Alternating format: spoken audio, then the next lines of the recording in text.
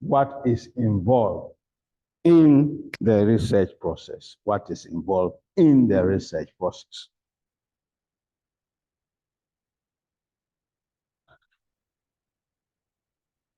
So what are the learning objectives? At the end of this lecture, you should be able to describe the various phases of the research process as it relates to business research or management research. And you should be able to understand what theory is and the role that theory plays in business research. Then you should be able to explain what we call the scientific process or the scientific method, and then how you can employ the scientific method to produce quality research. Then you should be able to know how to balance the requirement that science has to be rigorous against the need to produce results that businesses will require in order that they can practice. And then, lastly, you should be able to understand the components of research proposal and the role that research proposals play as the research process, as far as the research process is concerned. So these are the learning objectives that you should know and keep them in mind so that by the end of the lesson, you should evaluate yourself against these projected outcomes or expected outcomes. The research process can be grouped into three major phases. Phase one is called the formulation or initiation phase. Formulation or initiation stage. This is where and when you start thinking about the research problem, you start your observation, you start scanning around in order that you can identify a researchable problem. Okay? So in this phase, you must first establish the need for the research. Research is not done for the sake of it. There has to be the need for it. Maybe that there is a reduction in the number of customers, so you want to know why. So there's a need established. It might just be that you want to present it for the purpose of earning a degree. So the need has been established. It might well be that you have observed within your environment that people throw away filth anyhow. That is a problem. And you think that something has to be done about it. So first, confirm the need for it. Having confirmed the need, clearly identify the problem. Okay? Clearly identify and define the problem. So that with a clear problem identification, the parameters of the research will be established. Okay? So that once the research problem is crisp and clear, you can then now go into your literature review process and establish what has been done in the realms of theory and in the realms of empirics. Okay? Put that together and learn from it. Okay? Then it also involves developing your research questions and research objectives. So usually, the procedure is that after research problem statement, questions will be posed, then objectives will follow, and then you review your literature, and then examine the theory Then you can develop your hypothesis. What do you want to test? What are the tentative propositions? So hypotheses are just tentative propositions that are testable empirically, or propositions that are tentative in nature, which can be tested through an empirical procedure. Okay? So once you specify hypothesis, then you start formulating your research design. Are you going to deal with a descriptive design, a narrative design, a causal design, or a causal comparative design? So you begin to articulate that. And then again, in proposing the design, your philosophy, so your philosophical underpinnings will now begin to show at this moment. That will then lead you to your methods of selecting who to include in the study and who not to include. That's a sampling procedure. If you are including everybody, then there's no need to sample. We call that a census. Okay, so you don't need to sample. But where you have to select some representatives from the population and collect data from them, you need a sampling method. Okay? Then you design your data collection instruments. So this could be a questionnaire, this could be an interview guide, this could be a focus group discussion guide, or just an interview checklist.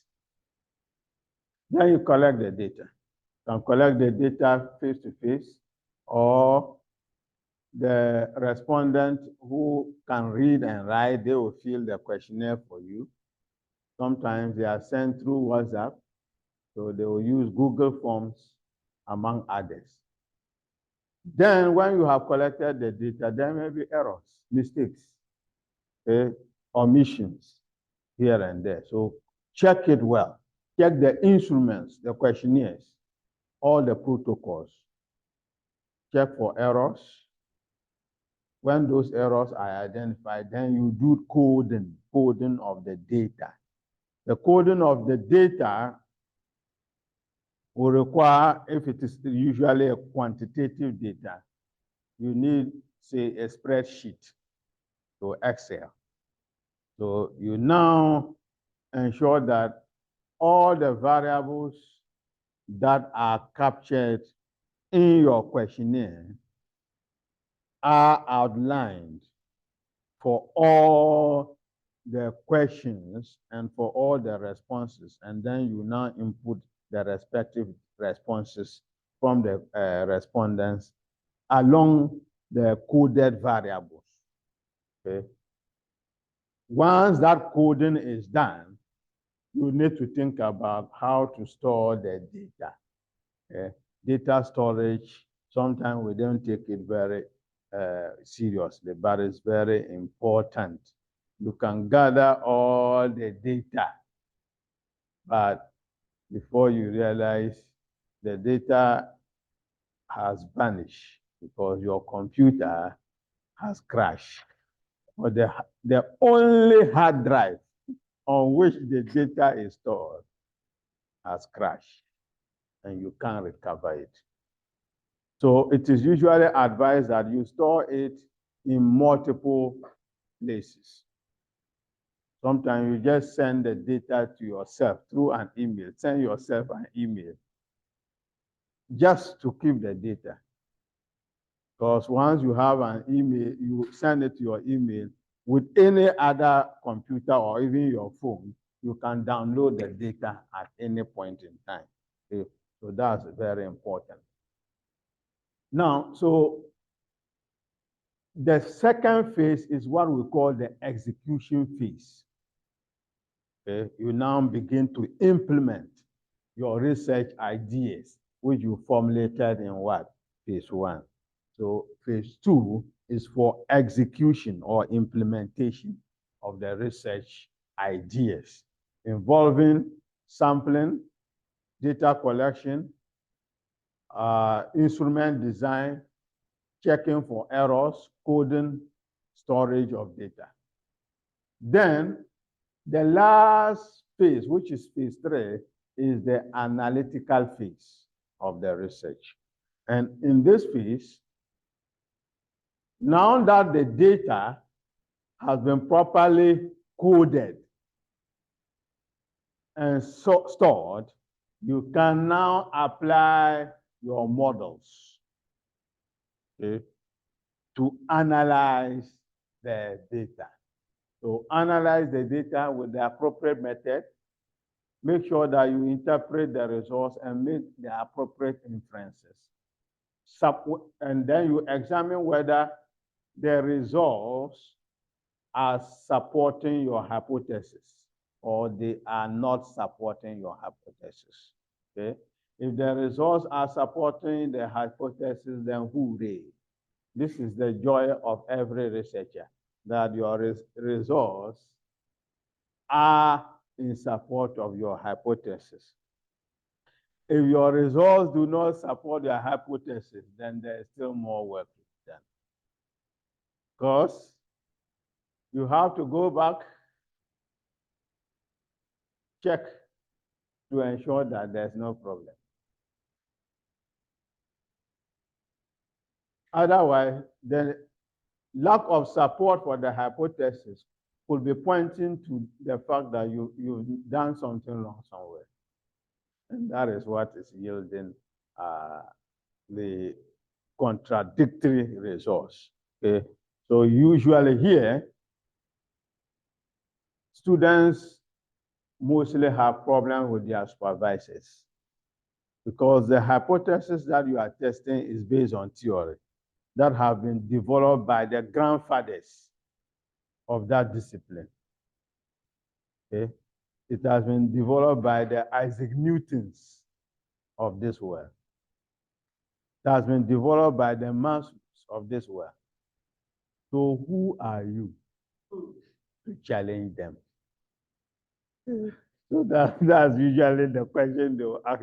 Who are you to challenge them? So you have to make sure that before you can challenge them, make sure that everything is squeaky clean. Clean. So that you can beat your chest and say that I have done everything that is right based on the requirements of the research process. So I think what I have found is what it is. So I'm putting it out there. Okay. So it's very important, and that's why usually we would want to follow you through all the stages, the phases of the research process to ensure that there are no gaps. If there's any gap, you are likely to find no support for your hypothesis. And that can really be very, very challenging. Okay? And this is where sometimes people attempt to be unethical by manipulating the results. So now that the results are not in line with the hypothesis, they will manipulate it to be in line with what? The hypothesis. And that, if you are found, the consequences may be very dire. Okay? So integrity is very important in the research process. Okay? So make sure that, and you see, because supervisors are in this business for long, if you manipulate the results, it's easy for them to know. Okay? So I think that was last week, somebody called me that he is doing a course at Kenya University, and that the supervisor has warned him that this should be the last time he will submit his work to him. This time around, if he submits the work and he finds that there are serious mistakes, he's going to reject the work. and that's the end of it. The program will be terminated. Okay. So I said, what exactly is the problem? Said that the supervisor thinks that the way the work is like everything looks so perfect. Everything looks so perfect. And he is suspicious that there is something wrong there.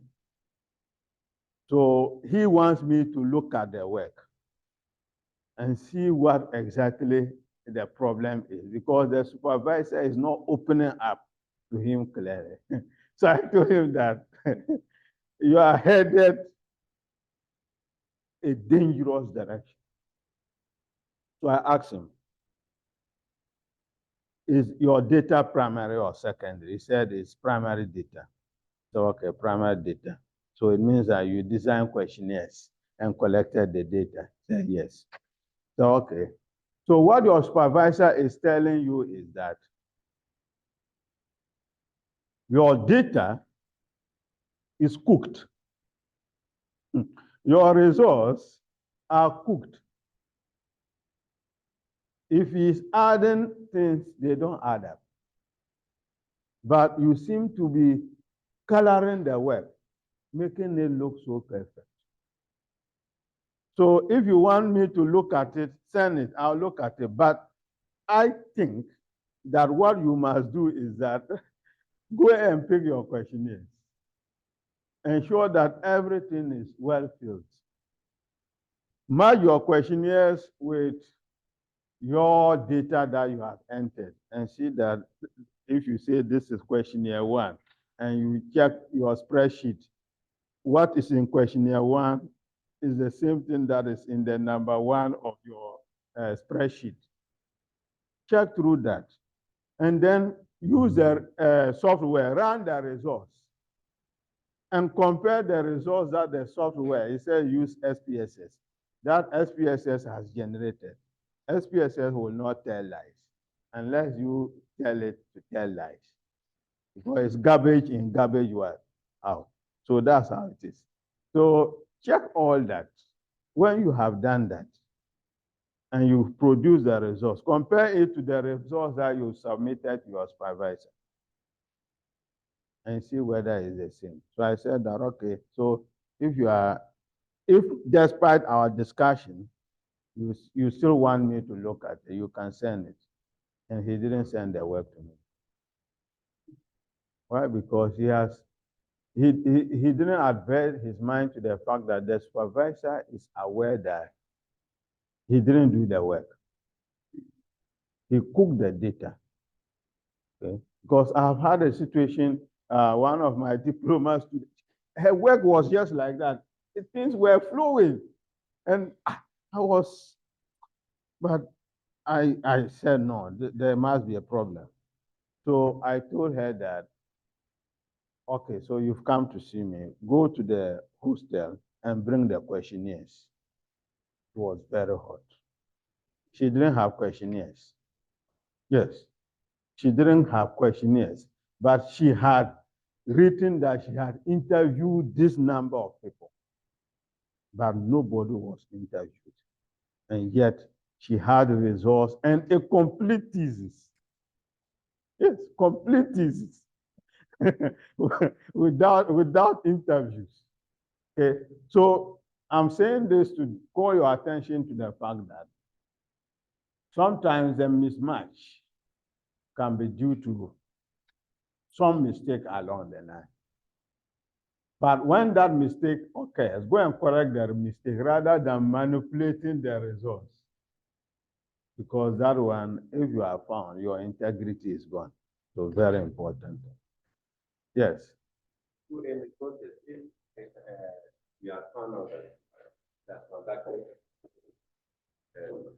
interview or the questionnaire, and that the reality still is the same way, what will be that what you are presented before?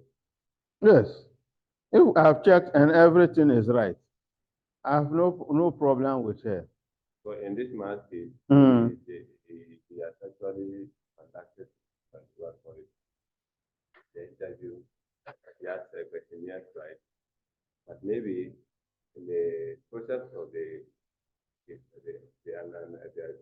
analysis is handling determine the English.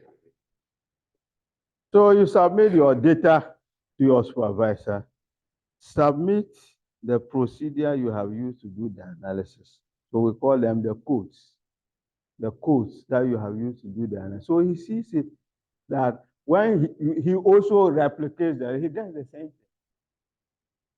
That one, there will not be a problem. So I told him that the next time, what will happen is that your supervisor will ask you to bring the questionnaire. You ask you to bring the SPSS codes and the data so that he will attempt to run the results to see whether he will get the same. And that's where he got alarmed. Yes. So if you do the right in that one, there's no problem. Okay? But it could also just be that you don't know how to apply the methods well. So that one, if that error is detected, it can quickly be corrected. But if there is some invisible hand that is at play, now trying to change plus to minus and minus to plus, no, that one, yeah, there will be a problem. Yes, please.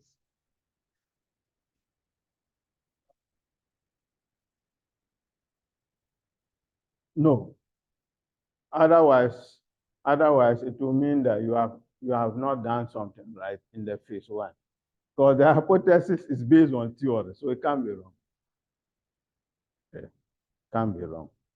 Of course, unless there is a competing theory, you can see that there's also a competing. Sometimes theories are competing.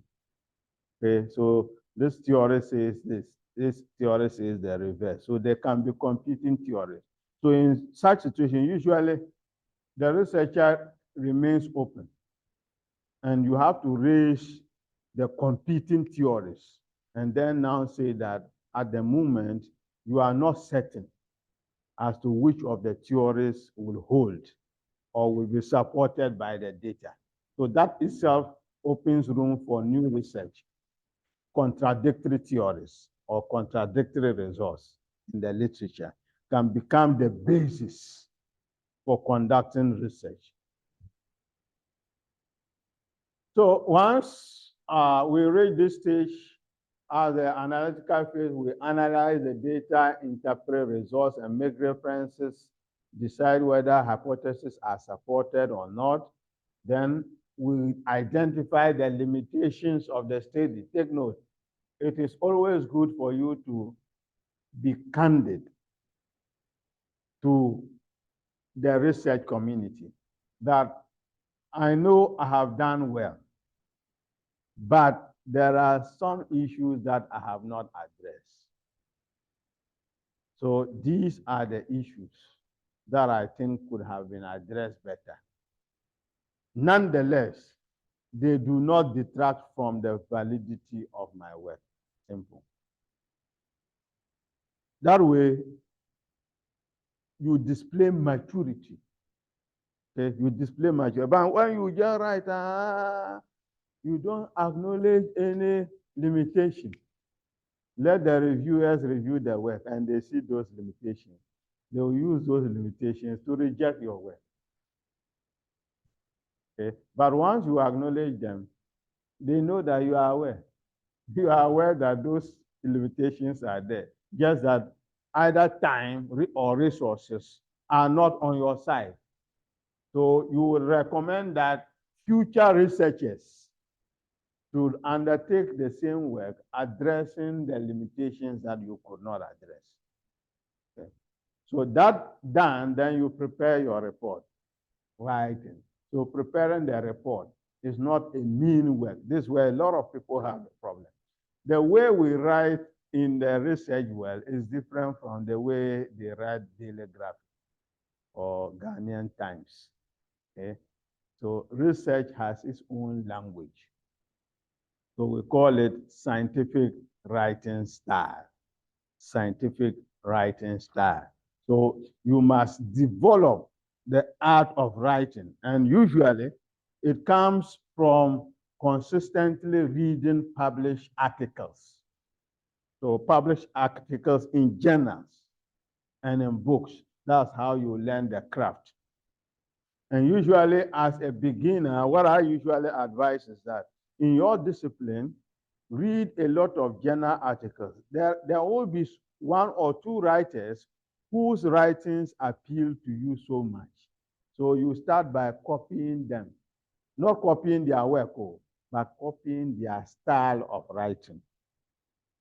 As you copy and write more, you yourself will now develop your independent writing style. By then, you would have become an expert. And people will also be reading your work and want to copy you. So that's how, how it is. You stand on the shoulders of giants to rise. Okay, so that's my first paper when I was doing my PhD. That's what I use. That's what I use. I identified a very interesting paper and a very prolific writer. I followed the style and hooray, it worked for me. Okay. So I did that for about 2 different writers. I followed their writing style. But right now I've developed my own writing style. I don't need to reference anybody. And right, I have my own writing style. When I start writing, I know what to do, what to say, the right terms to use in the research process. So once the reporting is done, there are several other issues to be addressed. First, you may need to disseminate the results. So that may require publishing it in a journal or going to a workshop and presenting it, or presenting it to decision makers, so management. When you present it to decision makers or management, they will now use it to make decisions. And once the decisions are made and the recommendations are implemented, the practice leads to new problems, new challenges, new ideas emerge, and that goes back to feed into phase 1 again. Another research is beginning. So you see that it's a loop. Okay? It's a loop. It doesn't break at any point. So the research process is continuous. Okay? You go back to the beginning, to the end, and to the beginning, to the end, in that manner. Okay?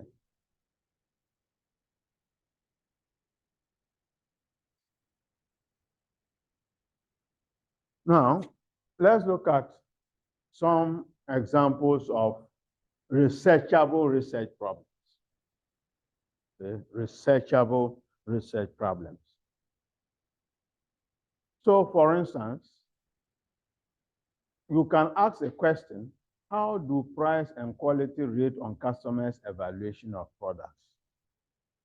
Here, what you are seeking to do is to assess customers' rating of price and quality of a product so that they will use that to tell whether that product is good or not. So why is this topic good? This topic is good because it clearly tells us relationships to be investigated. Okay? A good research topic will tell you relationships that have to be investigated. Okay? So it is not some kind of statement that is unclear. It has to be clear. So you are interested in price, you are interested in quality, and you are interested in customers' ratings. Okay. So these 3 variables stand out. So you can then, based on this, craft your objectives. So this can be a research topic. So product evaluation by customer based on price and quality. That's the topic from this research question. Okay, so sometimes research question can just be where the research problem can just be your topic. Okay, your topic. Then the second one, how is the effect of participative budgeting on performance moderated by control systems? So three issues to deal with: participative budgeting, performance, control systems. Three. Okay. Sometimes two will just be enough. Okay. But you see that this one, three. So you want to see, one, the effect of participative budgeting on performance. Two, you want to see how the effect of participative budgeting on performance is influenced by control systems. That's what we mean by moderated by. Mean that it is influenced by. So we are saying that the effect of participative budget on performance depends on the control systems that are in the organization. Okay, so this is quite a complex research problem. Okay. How does improved automation affect greater asset investment per dollar of output? So looking at automation, so automated processes, and then asset investment, so basically investment efficiency. So two variables in this particular topic. So, and so on and so forth. So it should be clear to you that usually we want the research topic or research problem to be short and crisp.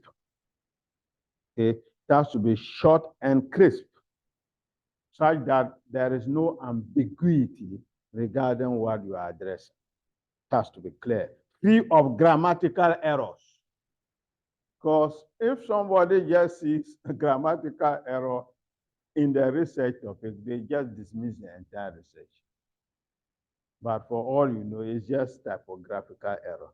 But in research, there's nothing like just typographical error. It is deemed to be intentional. It's intentional. So that's why sometimes when you write, because you have become so used to the thing, there are some lines your mind would just fill them in, but you are not reading from the text in detail. So you give it to a third party, and they will immediately spot it, that here you were supposed to put S and you put C there. Then that way you can correct it. Okay? So always get somebody who can also have another look at your work.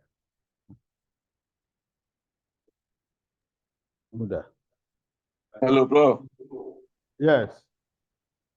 Prof, good morning. Please, this is David. Okay. About the research problem, you said it should be care precise and it should be without ambiguity. Please, Yeah. can you take us through how?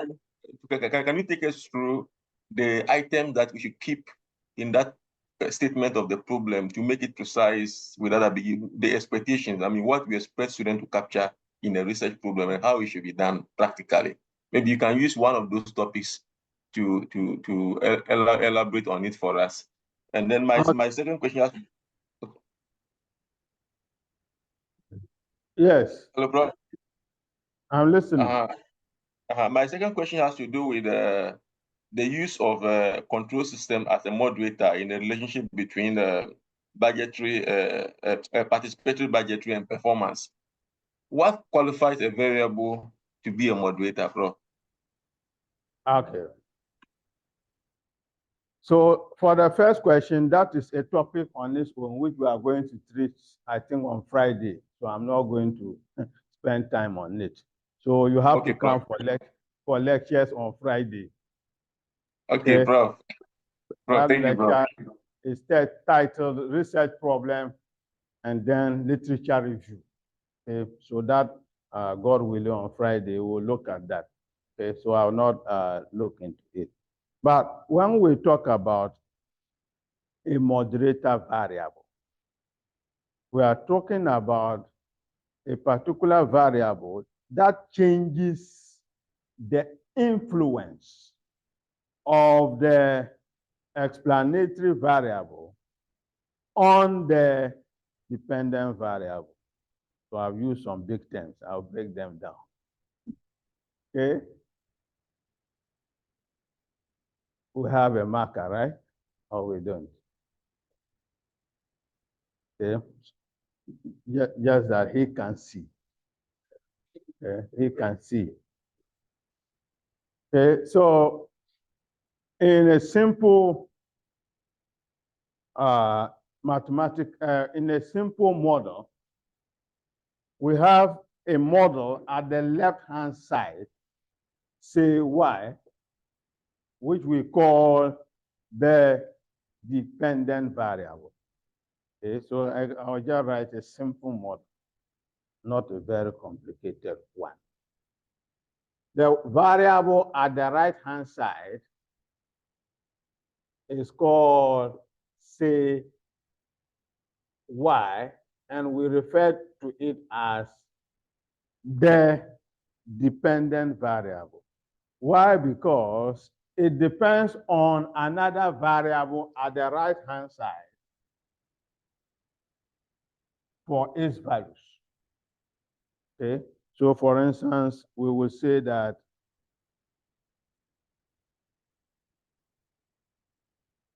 income depends on what? Employment. Okay? Income depends on employment. So the left-hand side is income, y, and then employment is at the right-hand side. It is what? X. Okay, so we say that employment explains what? Income. So the income is what we call the dependent variable.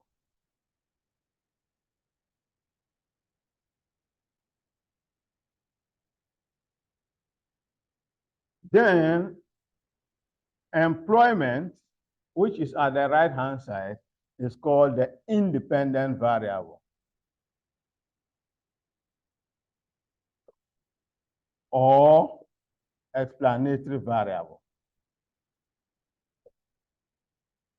because it explains why somebody has income and another person doesn't have income, or why somebody's income is 100 Ghana cedis, whilst another person's income is 10,000 what? Ghana cedis. Okay. So for us to say that this variable, that's employment, needs a moderator, then the variable we'll call moderator must have a way of changing the influence of the explanatory variable on what? Y. And that influence, in this case, what do you think will be a variable that can change the influence of employment on what? Income. Yeah, what? Okay, we can have side job. Yes. Tax. Yes. But I would say the sector of employment, the sector that you are, if somebody is just employed at the Bank of Ghana, just Bank of Ghana, he can be employed as a security man or even a cleaner. You can't even compare a teacher's salary to his salary. You understand? So just the mere fact that you are within a particular sector, so VRA, GRA, and all those people that pay themselves well, as soon as you go there, your certificate really doesn't matter so much. You make it. Okay, so we can say that that factor qualifies to be a moderator if it has the possibility of changing the effect of the explanatory variable or the independent variable on what? The dependent variable. So the key consideration is that the moderator has the capability of changing the nature of the and extent of the influence of the explanatory variable on the dependent variable. Okay, so that's where I'll leave it. There are other factors to consider in moderator selection. Yeah. Now,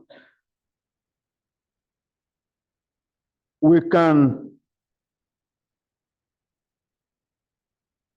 look further into, say, the nuances of a research problem and tease out what ought to be and what not to be when it comes to the research problem.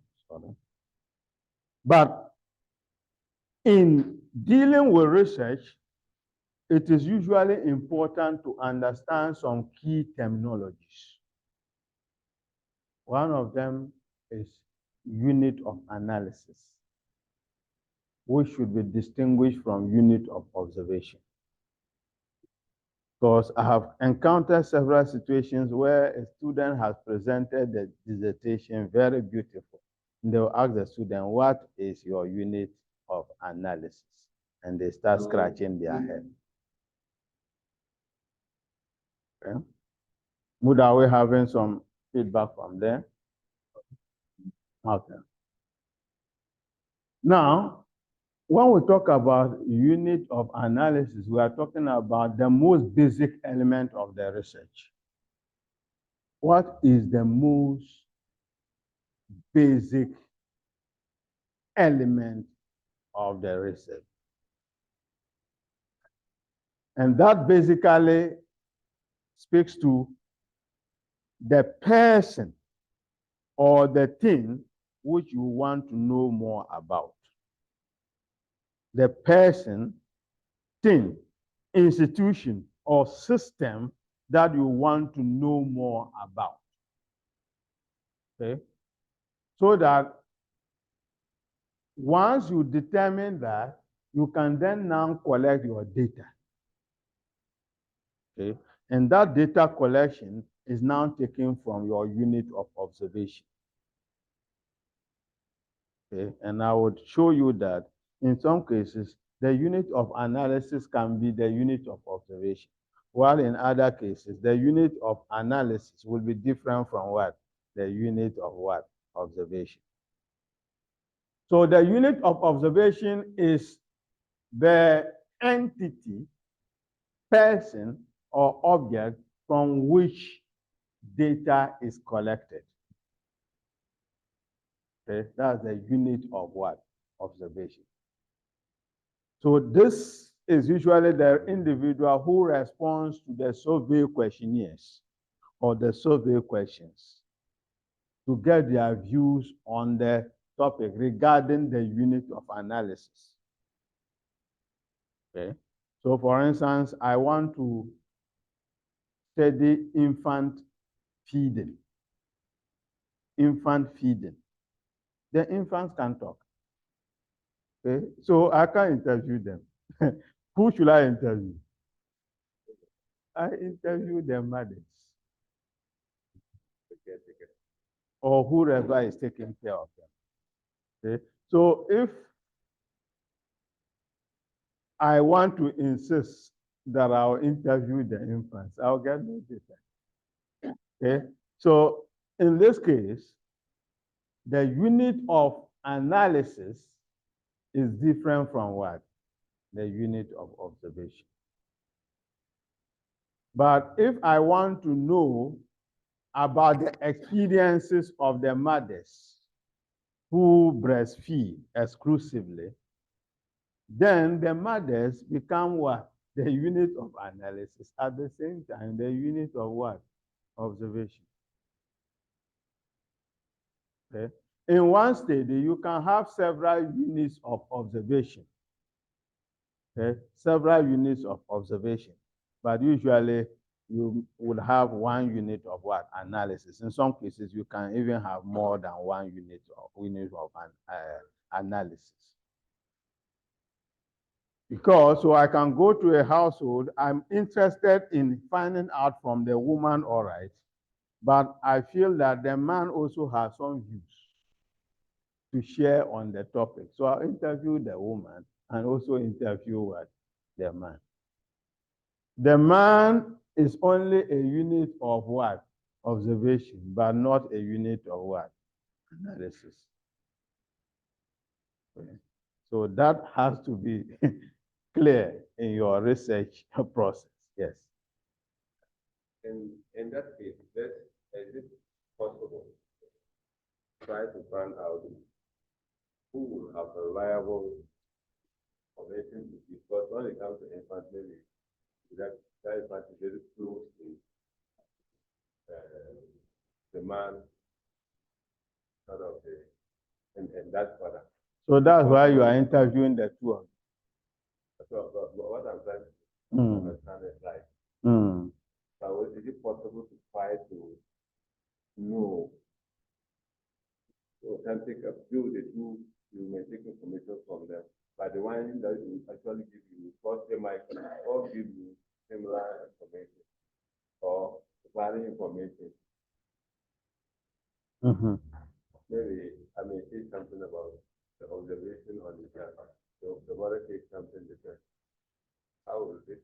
You reconcile it, so you know that there's a problem. Is that not it? It's part of the risk. If you find that the man is saying something different from what the woman is, that's actually what we wanted to find out.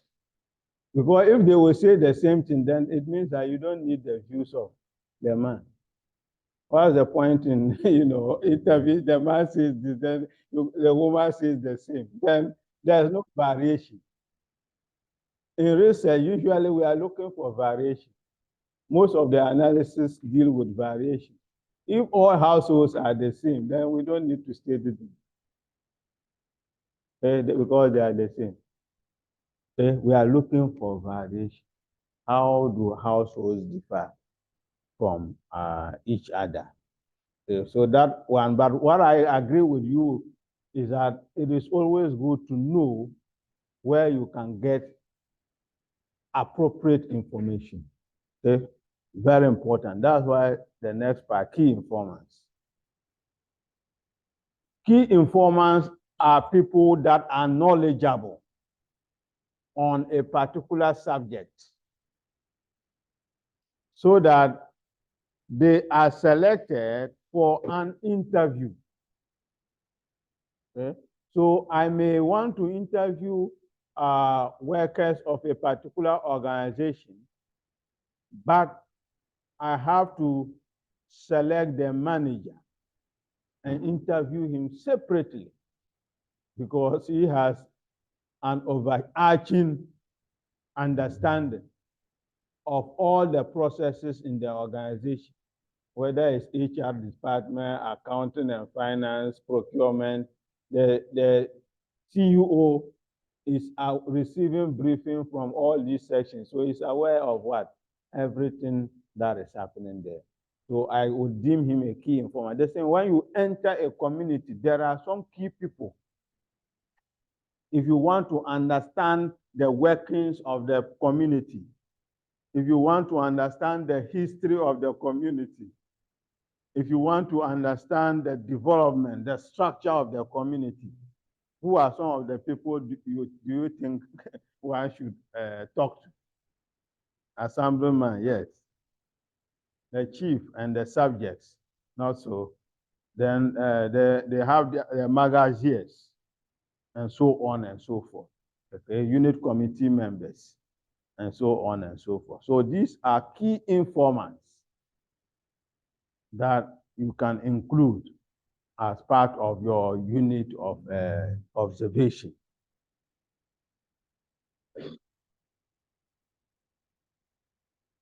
For some studies, only key informant interviews are conducted.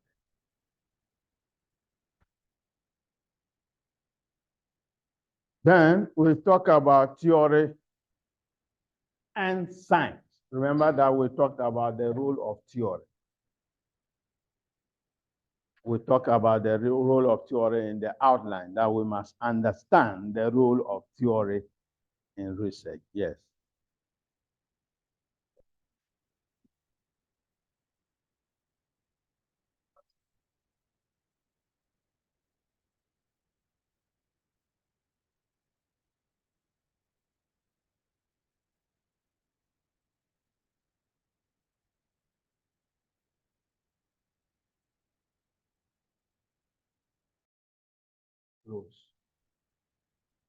Just to protect the subjects of the research.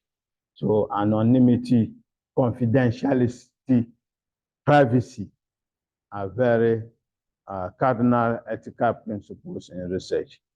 Yes. So what is theory? Yes.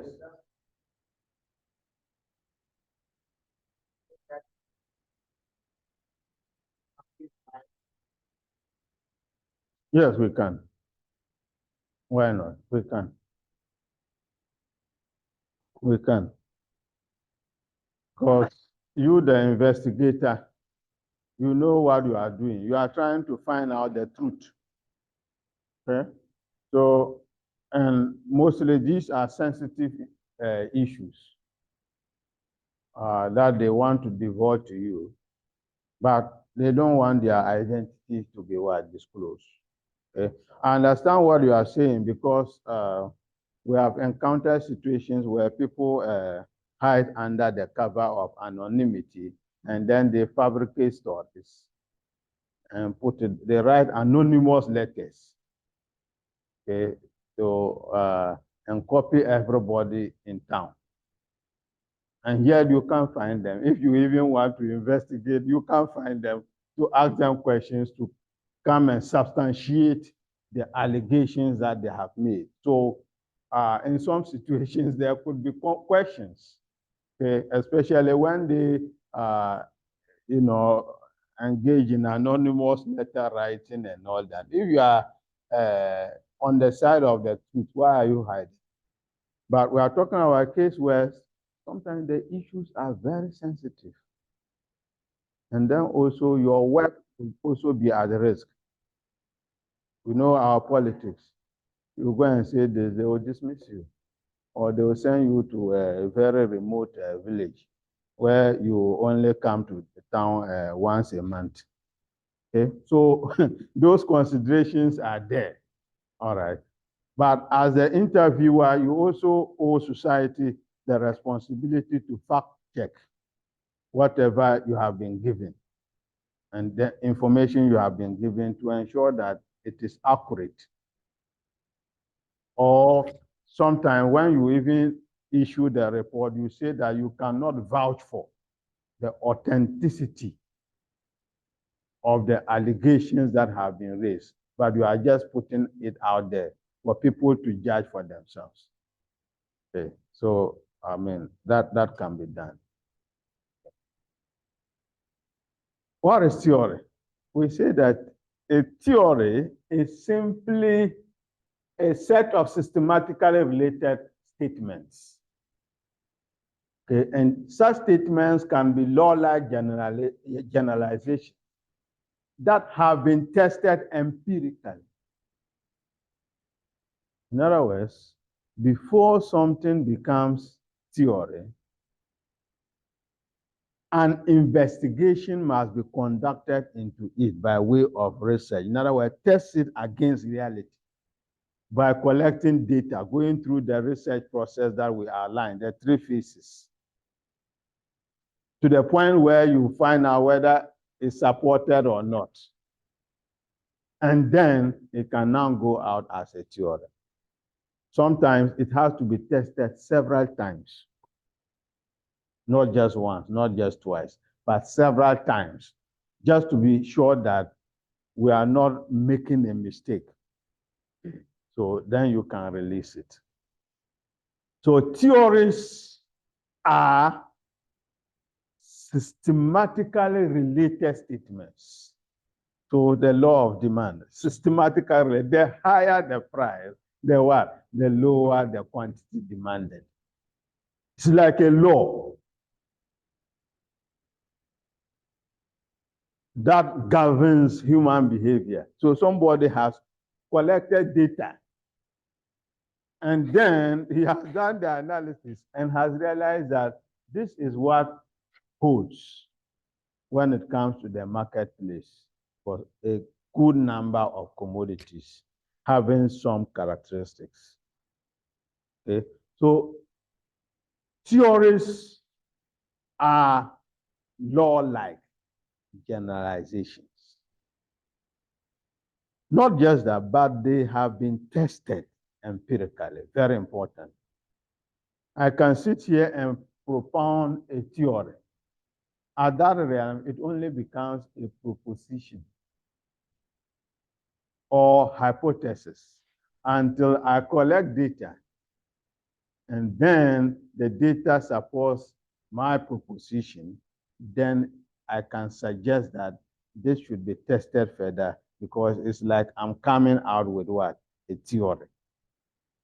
Okay? So you cannot just sit down or you cannot just sleep and dream and wake up with some powerful statements and say that I developed a theory when I was sleeping in my dreams. No. What you have developed are hypotheses or propositions. We can test them by conducting empirical research.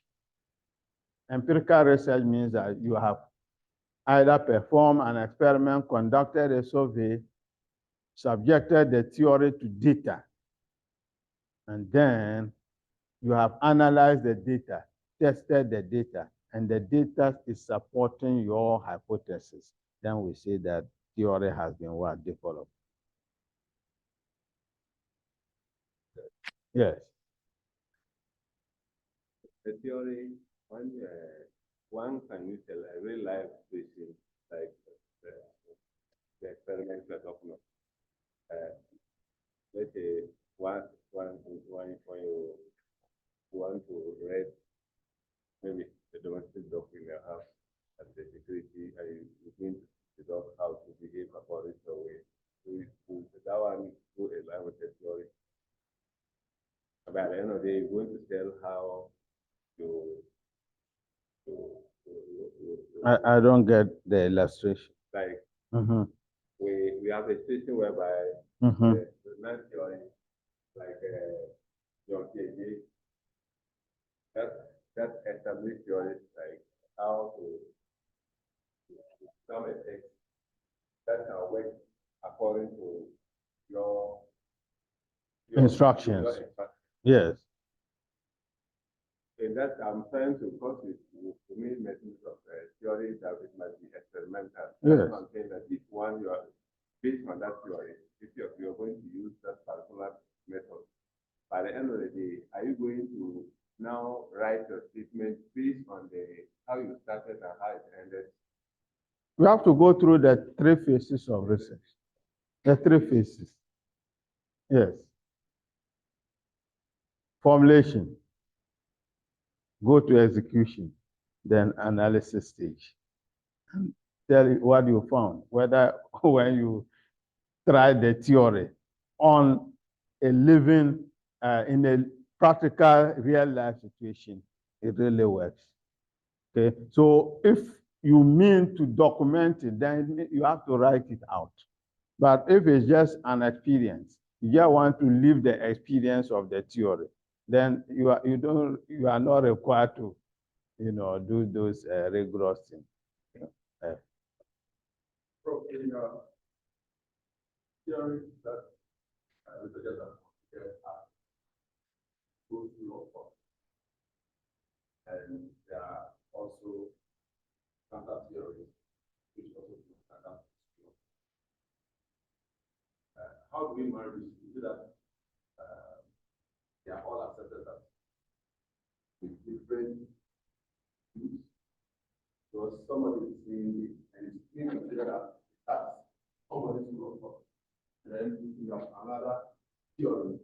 I'm saying that theory consider somebody's. So with that differentiation, how do we? Yes. So what you need to understand about theory is that every theory has underlying assumptions. So the theory holds under certain conditions. So what will happen is that if some of the conditions are relaxed, in other words, they don't hold, then a new theory has to explain that. That's why you have conflicting theories. Okay, so I will come out with my theory and say that within the theory, A, B, C, D must prevail. So this particular law of demand works under perfect what? Market assumption. Perfect market, perfect information. So where there is no perfect market, there's no perfect information. The law will not work. Where the good is also not in abundance, the law will not work. So what will happen is that as you increase the price, it will also even increase demand. So in product differentiation, you take Apple product, for instance. Okay, the more they upgrade them, the more people go for the more expensive one because they want to show that they are the augurs in town. So they would have laid, so you can't go and say that, oh, Apple product, they don't obey the law of demand. So the theory is not good. No. The theory would have laid down the conditions under which the theory will hold. So as I said, as we begin to relax the assumptions, new theories emerge. And that can then bring about competing set of theories. Okay. So when Prof, we talk about, yes. Prof, please, still about the theories. There is this thing I've been thinking about, and it has not been a one-day thought affair. It has to do with the development of our currency, the Ghana cedi. You know, in basic or elementary economics, they will tell you that redenomination has no effect on price. It only has effect on the nominal value, on the face of the currency. However, after the 2007, 2008 redenomination or so, price has actually started dropping from 2009, 2010. Even we held price under single digit, inflation under single digit for about 3 years. So there is an empirical attestation to the fact that redenomination has real-time effect. It has effect on inflation. But in theory, we have been told in class that redenomination has no effect in real terms. But empirically, the evidence is there. So is it that people have not gathered the courage to develop equations or theories to support that empirical evidence? Can it happen like that? And that is what I'm seeing now, Prof. Yes, thank you very much. But I would hesitate to, so first, I would say that prices have been quite stable over that period, but not that there is a decrease in prices. Prof, either there is a decrease, or an increase. We can conclude that redenomination had an effect. The effect could be positive, it could be negative, Prof. So what I'm saying is that number one, it is not the case that there were decreases in prices based on what inflation means. That's number one. Number two, it will be difficult to attribute that or not to the redenomination, because if you remember, around that time was also when Ghana changed monetary policy from monetary targeting into inflation targeting. So any analysis of the effect of redenomination must take into consideration the policy shift. And in the economics literature, inflation targeting, even though not without controversy, has been established to promote stability when it comes to the price. So until and unless we conduct research on that line, in terms of looking at the impact of redenomination and then also controlling for inflation targeting, which is a policy shift, it will be difficult to conclude that the redenomination situation in Ghana ran counter to economic theory. So I'm just trying to place it in context. Okay? But then, of course, from experience, we have situations where the theory and the practice do not gel. Okay, the theories and the practice, they do not gel, and there could be certain reasons for that. And one of the key reasons, which I have talked about, will be the prevailing conditions. Okay, so what might work, a set of law that might work in America will not work in Ghana. So if it can happen that redenomination will not influence price in America because information moves faster there. And they have more enlightened investors than what we have in our environment. They have more active capital markets. They have more robust banking sector.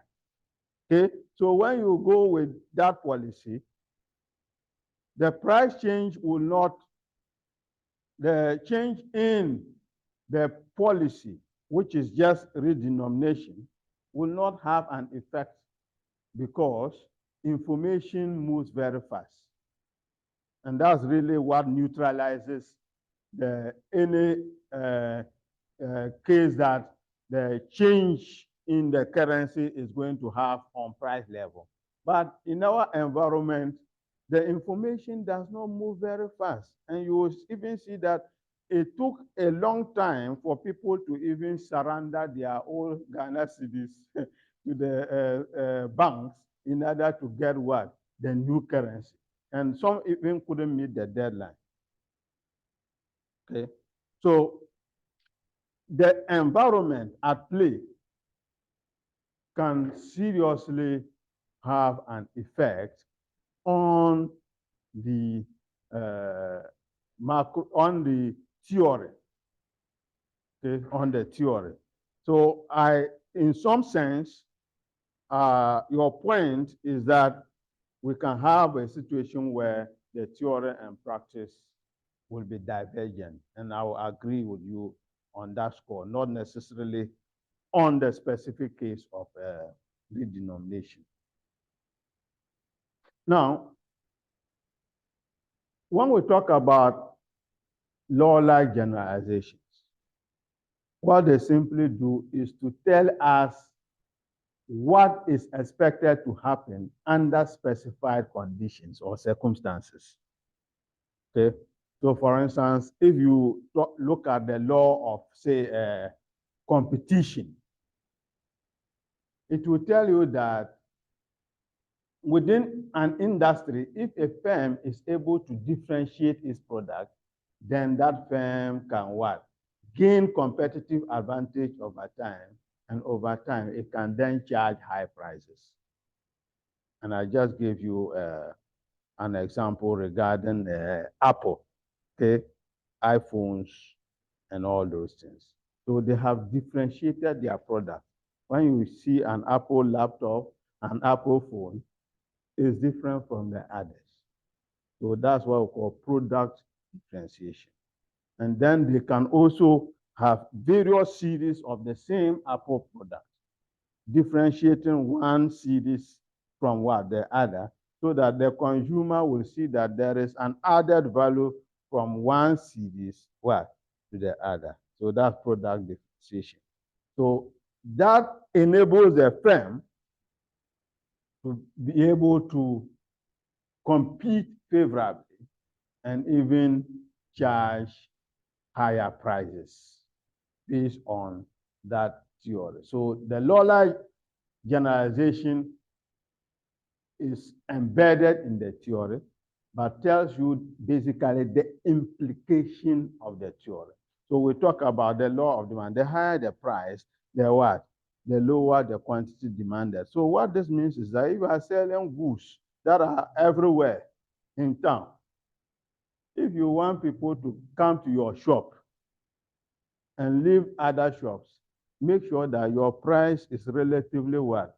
Lower than what your neighbors are, the prices that your neighbors are selling, and people will be what? Running to your shops. In town here, there are some shops that are known for that.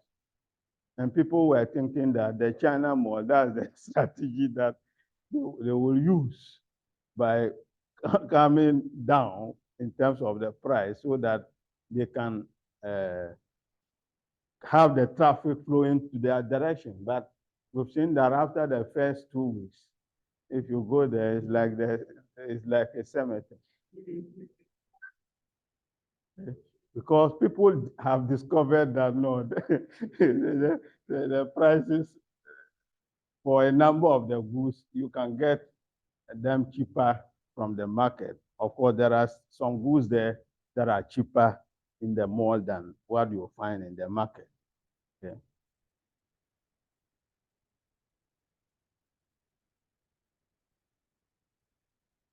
So these are some lists of theories that you can explore. Okay. From management theories, entrepreneurship theories, investment theories, procurement theories, MIS theories, just to understand how these theories are. What is the role of theory in business research? Theory is the fuel for business research. That's the fuel that fires the engine of business research. Theory offers explanations and predictions, and theories form the basis for hypothesis testing. Theory gives direction to study, and theory gives endorsement to your work.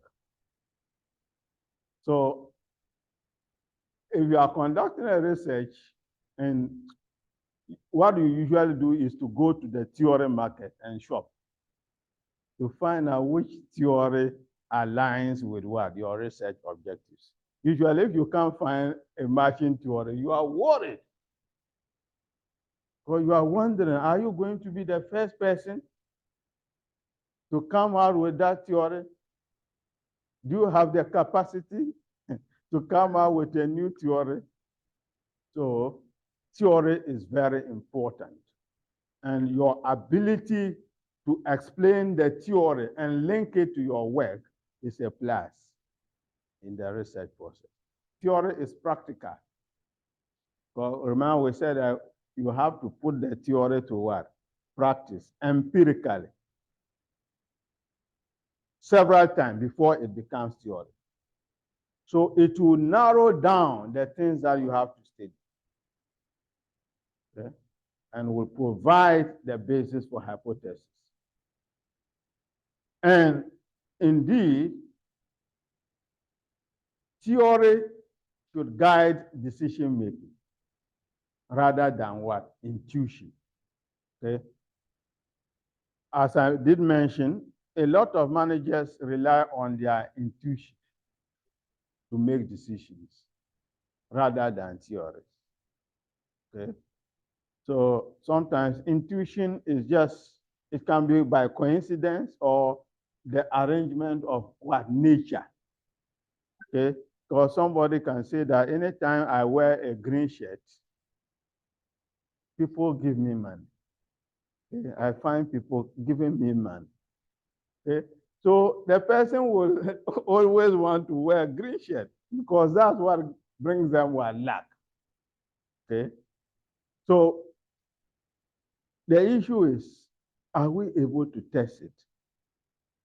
To test whether green shirt actually works, or it could just be by coincidence. Okay. So you can also wear red shirt and somebody will be. So how do we tell that? So we discourage using intuition as the basis for decision making.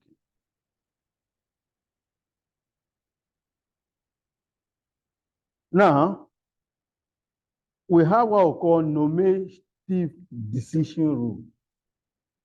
And what this does is that it will tell us what you should do when you are faced with a situation that is described by theory. Okay, so it's like what decision should be made out of the theory. That's what we call normative decision rule. So we said earlier, the theory is practical. So the practical implications of the theory is what we call the normative decision rule. Or you have the theory, all right, which is like a law. But what does the law mean in practice when you now want to practice? You now want to hire workers. You now want to sell a product. How do you apply the theory? Then we have behavioral learning theory, which basically tells us changes in behavior that are brought about by the conditioning of the individuals at the workplace. And you are looking at, for instance, whether workers within the organization are different when it comes to responding to incentives.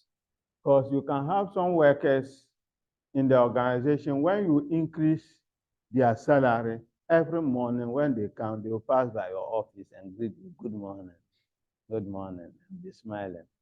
But there are some workers, they will not even come and say thank you. They will even pretend that nothing has happened. Nothing, as if nothing has happened. And some of them, because you have increased their salary, they will be coming very early to work and work diligently and close at the right time. But for some other workers, their attitude will not change, their behavior will not change. In fact, they will say that you are even paying them too little. So it is not, so they don't respond to incentives. Okay, so that's why we talk about behavioral learning theory. So you must learn how individuals change in response to what incentives that they are given.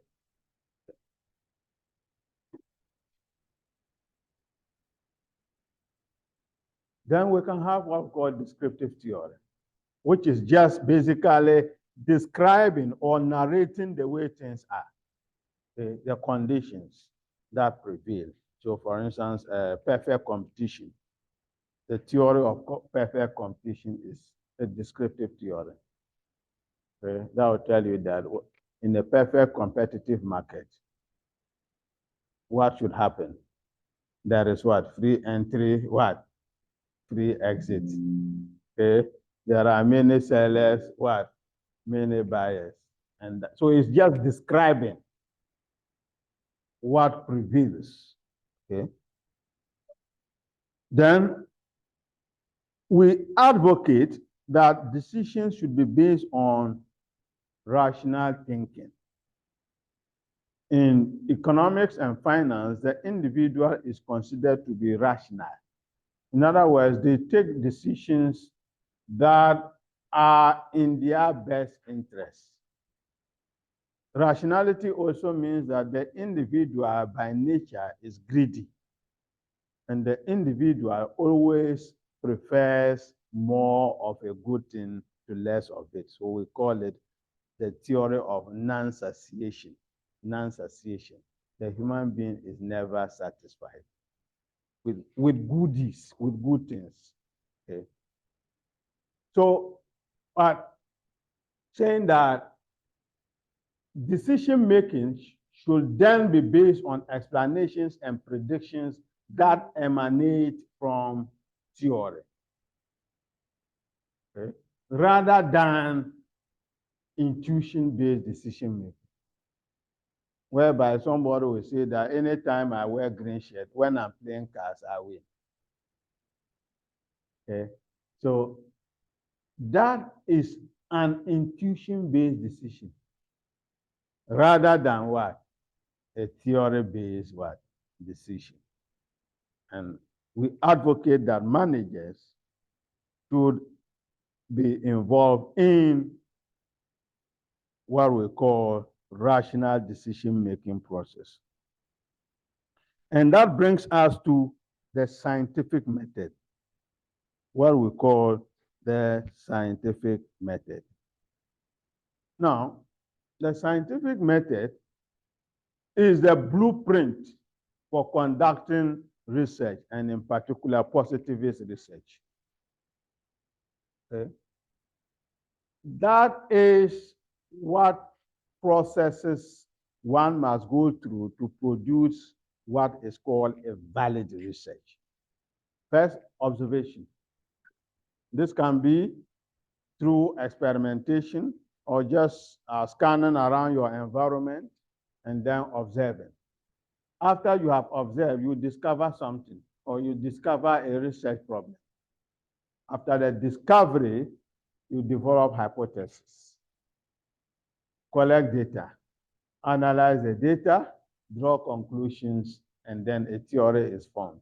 That theory then goes back into the observation up to conclusion stage to confirm it, to cement it, and the process continues in that order. So that's what we call the scientific method. Scientific method.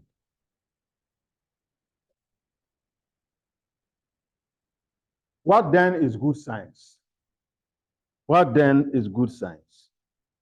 Okay. A good science, okay, before I come to good science, which is this one, let me explain this a bit. So this gives an example of a law-like generalization and how that can be used in research. In terms of research question and how we form or formulate hypotheses out of it. So for instance, you can have the research question, which is a law-like generalization like gender is related to job outcomes. So if you want to turn it into a question, say, is gender related to job outcomes?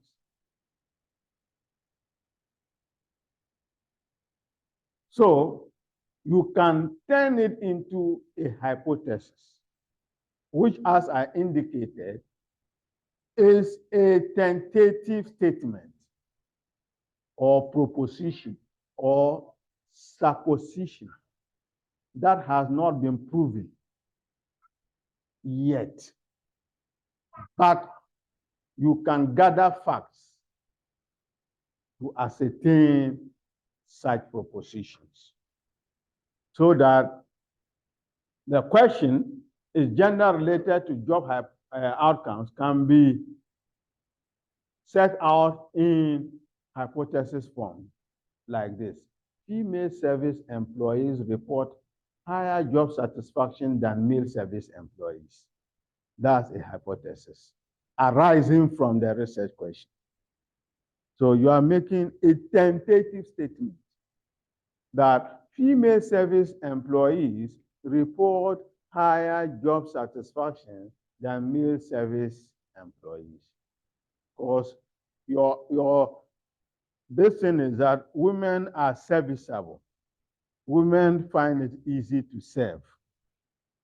But a man, if you tell them to serve you, it's like you are piercing their ego. So when you find men serving in restaurants, sometimes they can be very irritating. Okay, so it's based on those things that this researcher has come out with a tentative statement from this observation that female service employees report what? Higher job satisfaction than male service employees. It has not been proven yet, but that is what the researcher wants to find out. So to do that, they will then now go and what? Collect data that from what? Female service employees, and then what? Male service employees. So the fact that you are seeing only females here does not mean that you go and interview females. Male employees are also there. So interview females, interview males, then compare their satisfaction level and see whether there are significant differences. If there are differences in favor of the females, then you see that your hypothesis is supported. If you end up finding that the males have higher satisfaction, then your hypothesis has not been what? Supported. You have to probe further to understand why there is a deviation in what? Your hypothesis. Okay. So here you can read about further research questions and how to turn them into hypotheses. So if I provide you with research questions, you should be able to craft a very beautiful and testable hypothesis from them. Yes.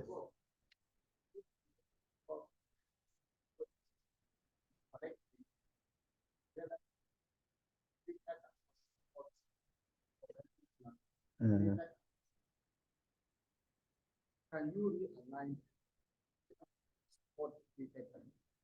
No. No.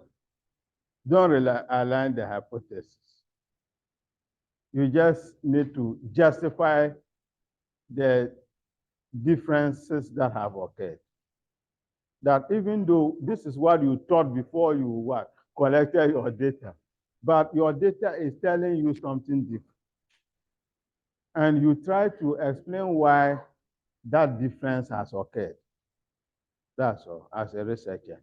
So don't go and then change now, twist the hypothesis, and now turn, and now you say that male service workers report higher job satisfaction than female workers. No, it's not good. I know some people do that, but it's not advisable.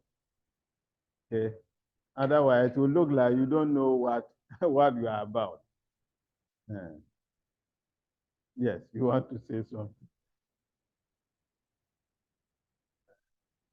That's what I'm asking you. But if a person comes out and says, let's see that's the question. Maybe there is a study that has been done on that. Possibly you want to look at the other side of it. But in the process, you realize that maybe after the time frame that research was carried out, as compared to the time frame, the exchange of what response, and then the outcome doesn't agree that one. So do we not also take it that maybe at the time the company? So you have to explain it. That's what I said. You have to explain possible reasons why your results are different. Yes. It could be due to several factors. Okay. Sometimes it could just be your methodology is different from what has been used over the years. So this is how sometimes some people disprove existing theories. They'll tell you that you found this theory because you use a very weak methodology. So when we apply a stronger methodology to your hypothesis, it yields a different result, and that becomes a new research finding. Okay, so several explanations can be offered.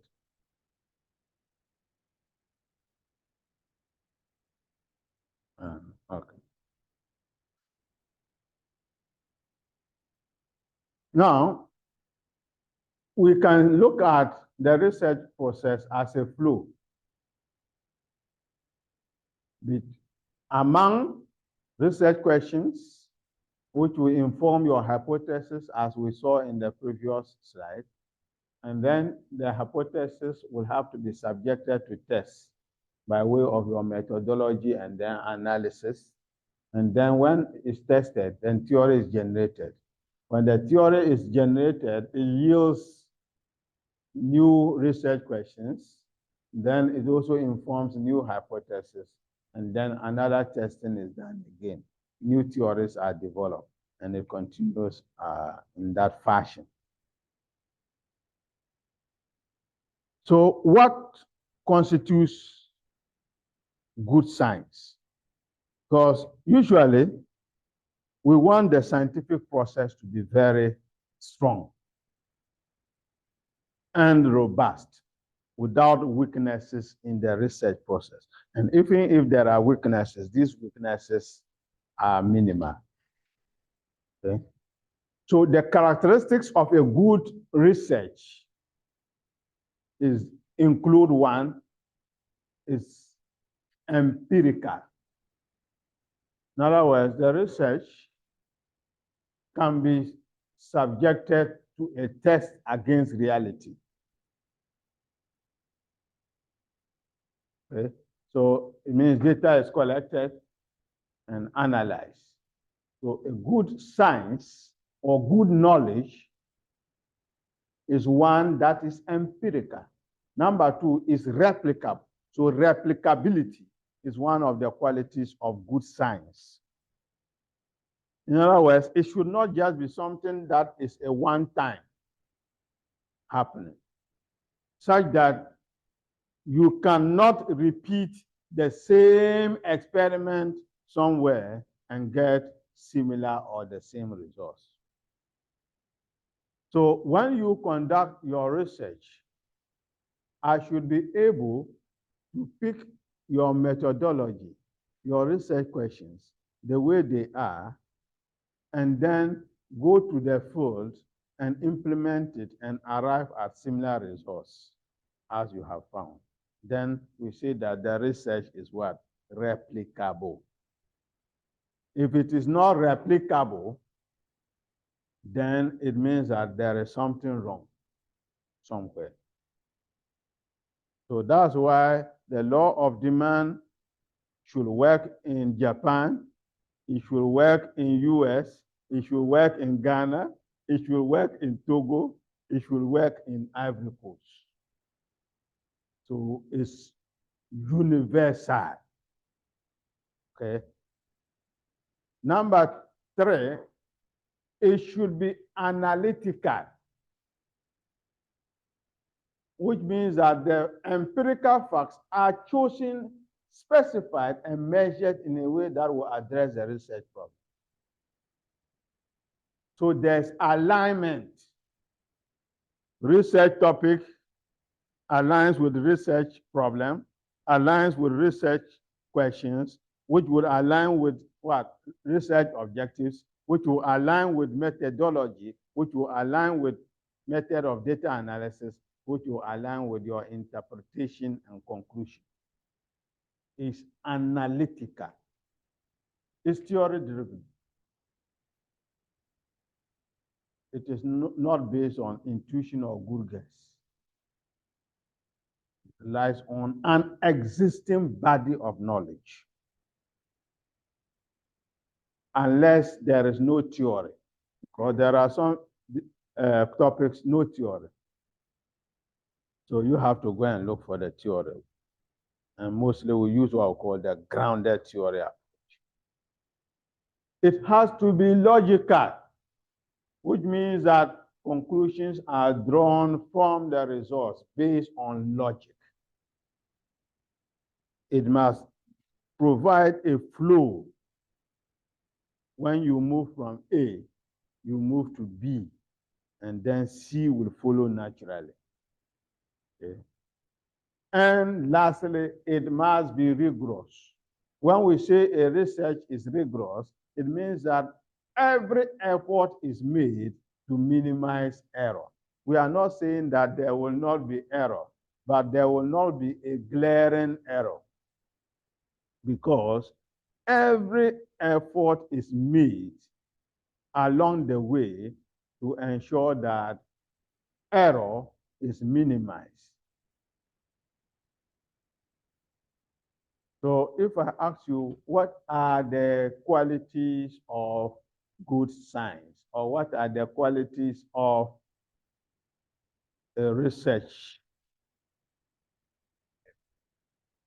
you should be able to write them out in 2 seconds. Yes.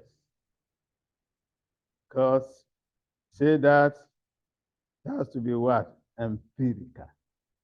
It has to be analytical. It has to be logical. It has to be rigorous. And then also it has to be analytical based on theory, among others. Yeah. Yes.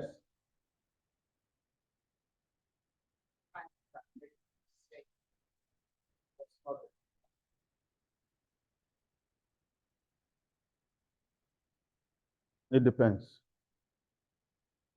We cannot just say that in absolute, because time will not make the law of demand not to be replicable.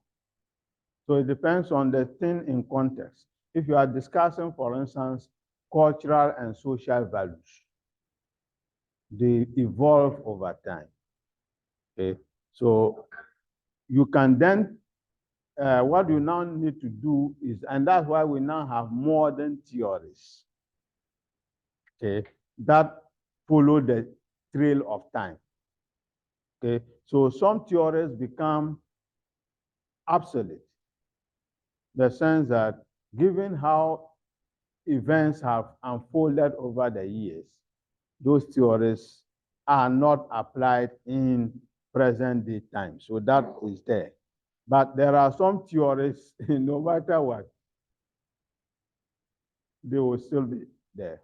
So some theories, time shift can affect them. Other theories, regardless of shifts in time, they will apply.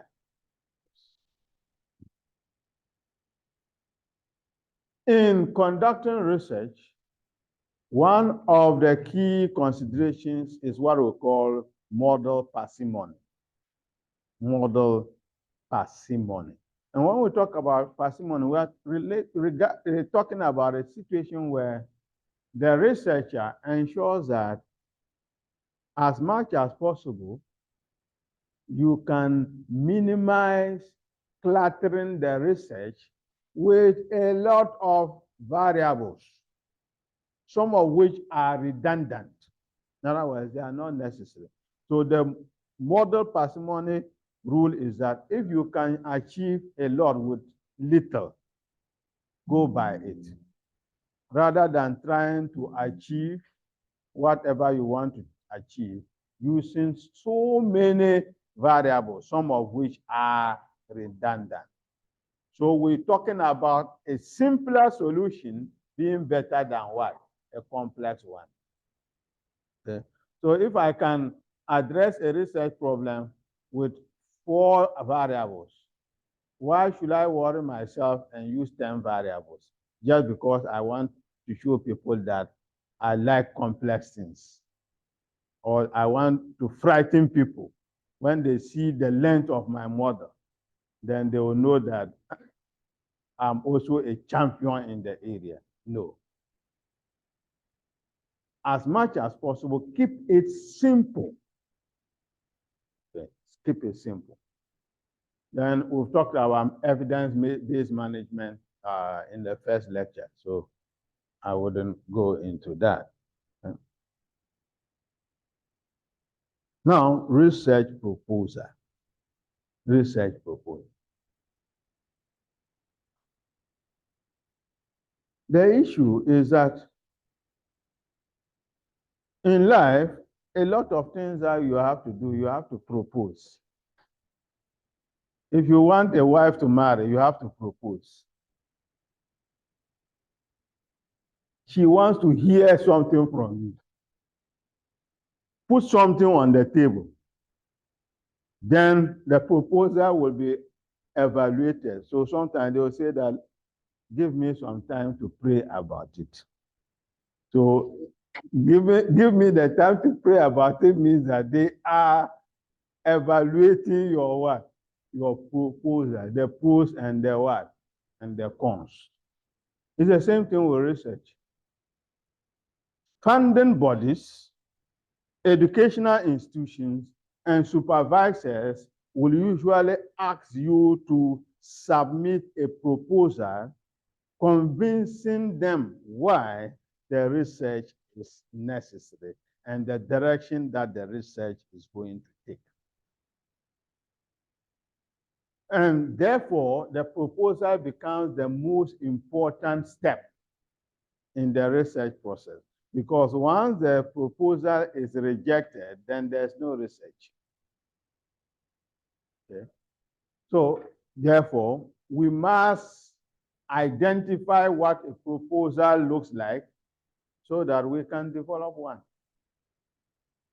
And in this regard, your first assignment, which I will give to you but within the week, will be to write a research proposal. Okay? Write a research proposal. So what does the research proposal do? It identifies and defines the problem to be investigated. Then it outlines the methodology the researcher will use in addressing the problem. And then it also indicates the deliverables of the research project. In other words, what will the research achieve? Then it will usually include a budget detailing how much it will cost to conduct the research and a timetable that will show how long the research will last. So that what some supervisors do is that when you come to them as somebody they should supervise, they will tell you that go and develop a timeline or a timetable and tell me when you want to start the research and when you want to end the research, so that they will follow you. Because you have said that this is when you will finish. If you say you collect data in February, and February has come to pass, we are in May, and you are still correcting your research problem, then it means that you are not on course. So it is good to have what? Timeline that will guide you as to how and when the research will be done. And it's also good to have a budget. So if you don't have a budget, you may end up thinking that it is possible for you to conduct the research, but at the end of the day, you will go to collect the data and they will tell you the price of the data and it will knock you out. So it is usually good to do a budget of the research and then see whether you can afford it. Otherwise, you may end up abandoning the research. What is the standard format of a research proposal? A research proposal will differ from organization to organization and from university to university. Sometimes the sponsors of the research will have their own format. Go by it strictly. Don't say that this is what your lecturer taught you. So you will put aside what they want and present what your lecturer taught you. They will disqualify your proposal. So what I am providing is just a general guide. But in very specific situations, you will be provided with the ingredients of the proposal. Yes. So take note of that. First is the project title or the proposal topic. Okay. If it is a project title. If it is a dissertation or research, it's research topic, which should usually be 15 words or less, not more. Then abstract. The abstract is an overview of the entire proposal. So the abstract will give a brief statement of the research objective, the research methodology, the expected findings, and then the expected policy recommendations or implications. So when I read the abstract, I should have an idea about the entire proposal. So in most cases, proposal evaluation ends at the abstract. Because you can imagine you making a call for people to submit proposal, and at the end of the day, about 3,000 proposals have been submitted. How are you going to get time to read through 3,000 proposals? There's a way you do it. Read the abstract. So first you read the abstract and drop projects that do not have good abstracts. Then when you select the ones with the good abstract, you can then now take time and read into the proposals themselves to make a final decision. After proposal, you must have what we call the background information, where you lay out the events that have led up to the proposal request. In other words, give a background narration about the issues at play, the contentions that have given rise to the need for this research.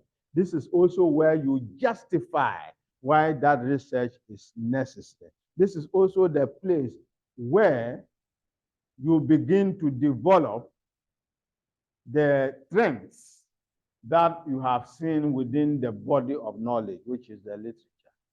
And then you state your research problem and objectives. In some situations, the problem statement and the objectives are embedded in the background information. Others will separate them. Okay. Then, but in thesis, usually we separate them. You have section for background, you have section for problem statement, you have section for research questions, you have what? Research objectives. Then the next is research strategy and methods. And this is the execution stage that we talked about, where you specify your sampling procedures, data collection instruments, and then you collected the data. Then you collect the data and indicate how the data will be what? Analyzed.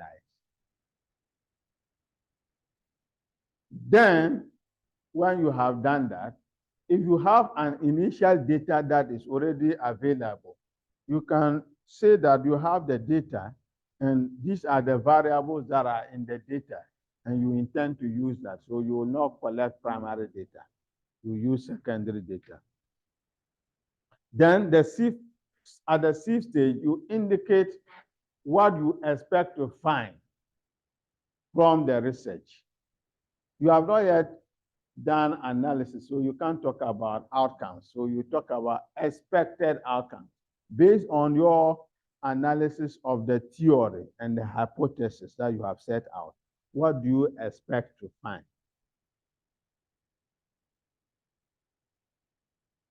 Then your work schedule and budget. And then, because it is a project, you need to state your qualification and that of your team members. That will make the sponsors be confident that if they give you the chance to conduct the research, you can competently execute it. You can read a very short proposal in Hare et al. Hare et al. And Saunders et al. If you go through the course outline, they are the two main books we are using for this course. So you need to read those textbooks to get a better understanding of the research proposal. So you see sample proposal relatively short and understand how the research proposals are crafted. Any questions? So once again, there are self-check questions for you to look at. Yes.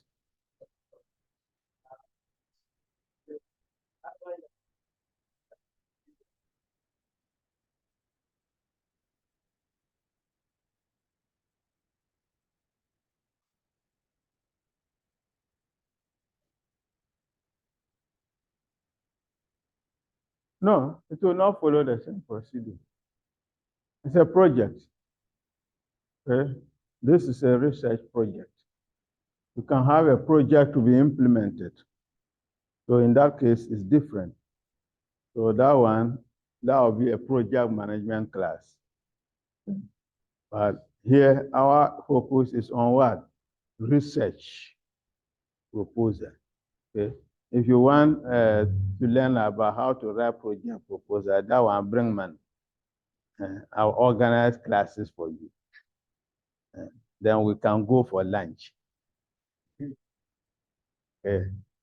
All right. So any other question? Otherwise, we can take our break. So you can go through the questions once again. And let me tell you that the way the lectures are structured,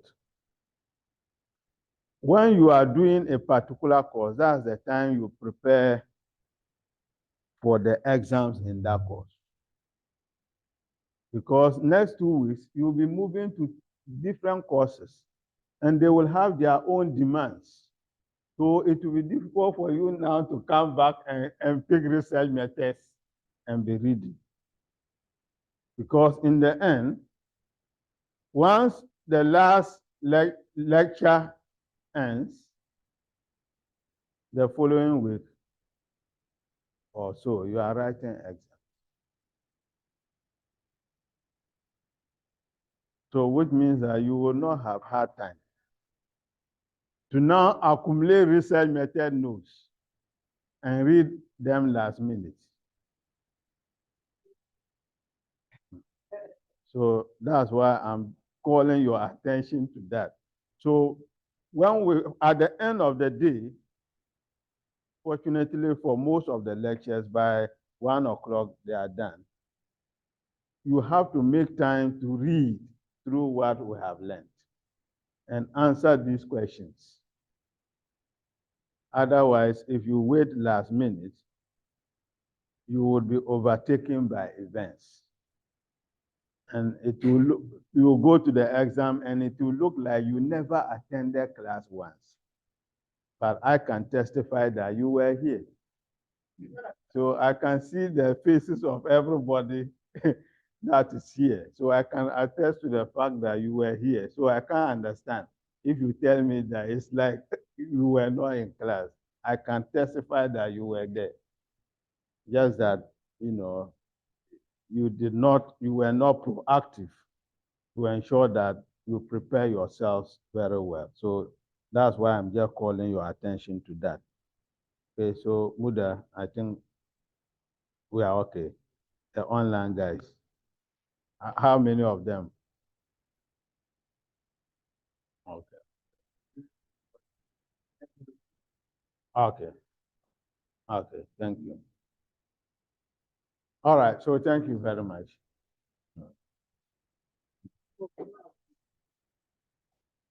Okay.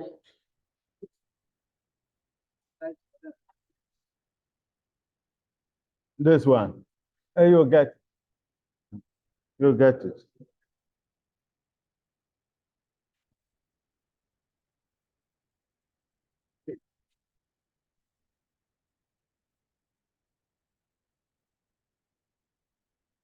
So I need to talk closely.